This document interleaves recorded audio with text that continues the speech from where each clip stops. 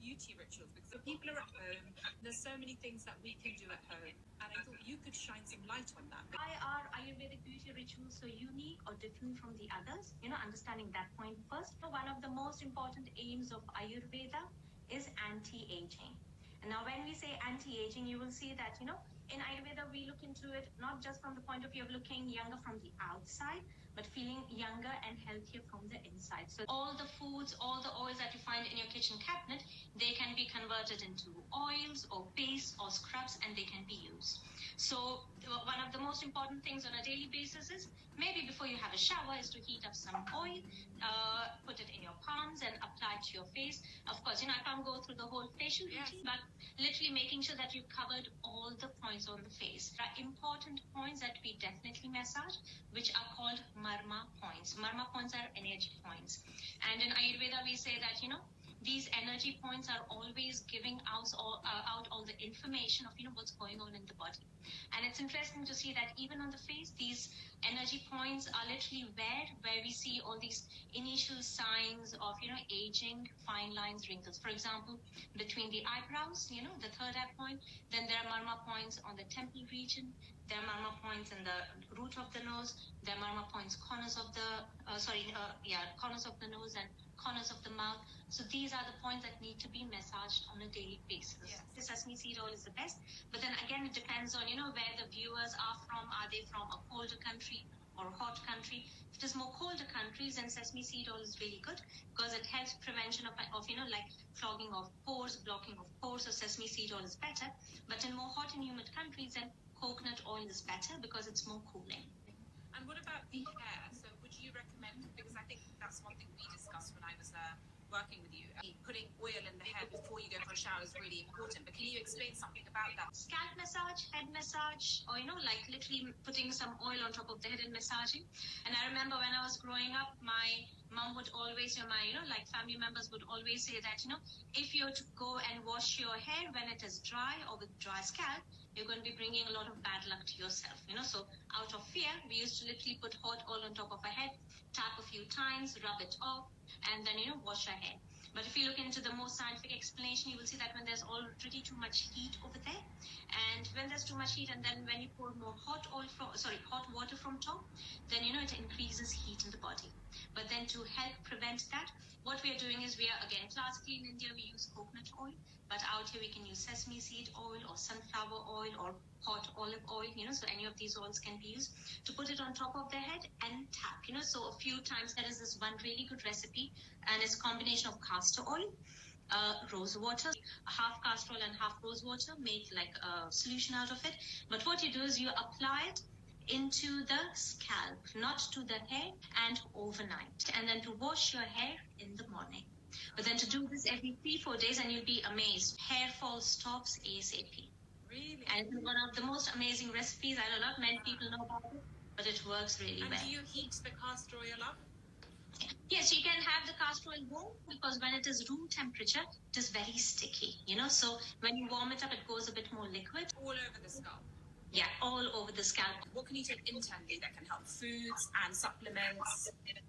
Turmeric is the king of all the spices, but where I come from, for me, turmeric is the queen of all the spices. For us, female goddesses are more important than the male gods. It has got certain chemicals, if you want to call it, or, like active ingredients that actually help healthy production of collagen, in the skin. But likewise, it also helps to get rid of heat from the head and neck region. So turmeric is the first thing. And if people are looking to take turmeric for skin health or hair health, the specific recipe or a suggestion for that is take, 1 teaspoonful of ghee or clarified butter, add 1/4 teaspoonful of turmeric to it, like a paste, and then you take that first thing in the morning on an empty stomach, and then you can follow that with, your 200 ml of hot water. Mm-hmm. How can ghee help with our sort of beauty, our inner glow, our just general health? Ghee in English is called clarified butter. Ghee is again quite high in proteins. But not only that, if you were to look at it from a more Ayurvedic point of view, ghee helps to get rid of that vata-related dryness, so any kind of dryness from the body. But ghee is also very good to get rid of that excess heat or pitta from the body, so it is helping to get rid of that dry heat problem. An Ayurvedic mini facial at home, a scrub or cleansing, then it's going to be massage, then a very quick steaming, and a face mask. Now, in terms of a scrub, the best ingredients that you can take from your kitchen cabinet: cumin, cardamom, very tiny amounts of turmeric, and cinnamon. So make it like a mix, put it aside, and then whatever oil that you may have at home, it can be sunflower oil, olive oil, sesame seed oil, heat it up, and then first apply oil to the face. Once you've applied oil after cleansing, so you may have cleansed with a cleansing milk and so on. And very quickly, if you don't have cleansing milk at home, then ghee is once again one of the best cleansers. Then this powder mix on the side, apply oil to the face. What I do is I take a bit of that spice mix or herb mix in my hand, and then I put again some amount of hot oil, make like a paste, apply to the whole facial skin. And next, very important, is circular movement all over, because circular movement helps to get rid of any dead skin, any kind of blockages and clogging of the pores. Once you've done that, then quickly to wash your face with some water, and then once again take that same hot oil, apply to the face, and quick 5-minute face massage. I'll just show one kind of stroke if people want to. We usually start from the tip of the chin, then we go to the corners of the mouth, because these are two marma points, corners of the nose, again two marma points, then between the eyebrows, coming back down, so it's like a big kind of connecting stroke. Then they can do circular strokes for 5 minutes or so.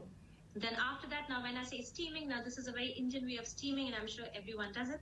To heat up boil some water in a container. Then what I do is just to place the face on top of that, water, but then to cover the head with a towel. So again, a minute or 2 minutes of steaming.